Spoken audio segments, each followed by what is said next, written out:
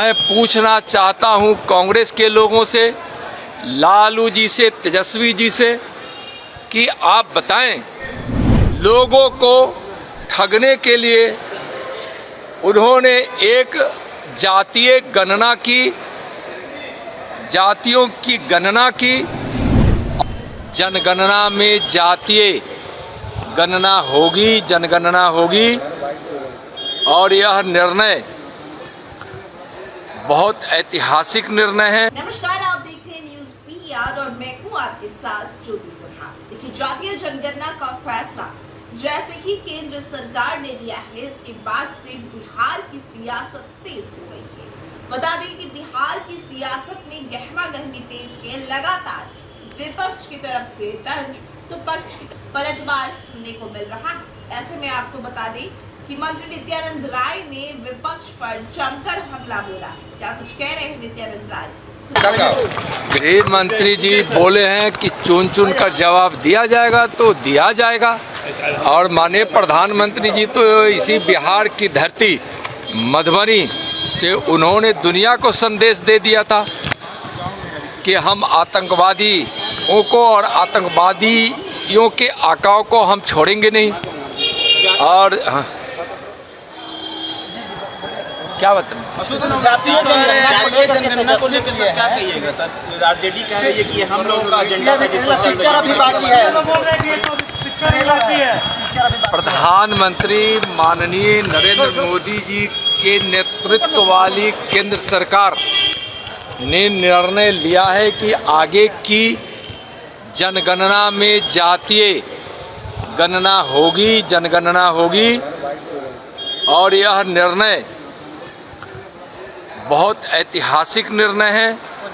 यह ऐसा निर्णय है जिस तक विकास पहुंचना चाहिए था वहां तक विकास पहुंचाने का बड़ा आधार होगा।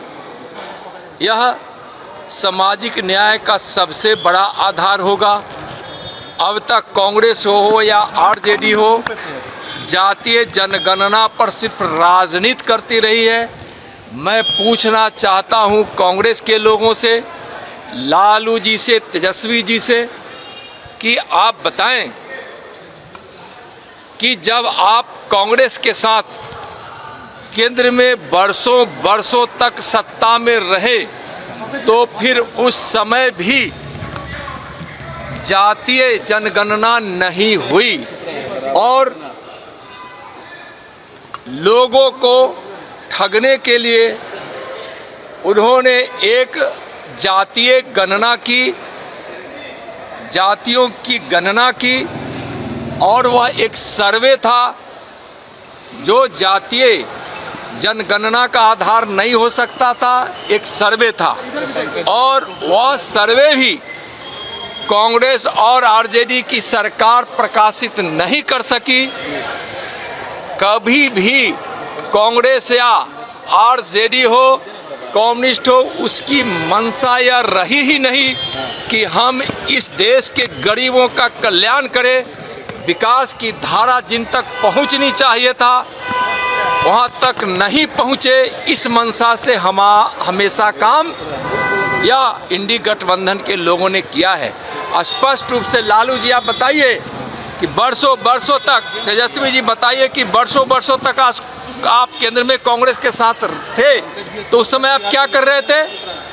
भ्रष्टाचार, घोटाला, उन्माद, अनाप शनाप, गरीबों से मतलब नहीं है।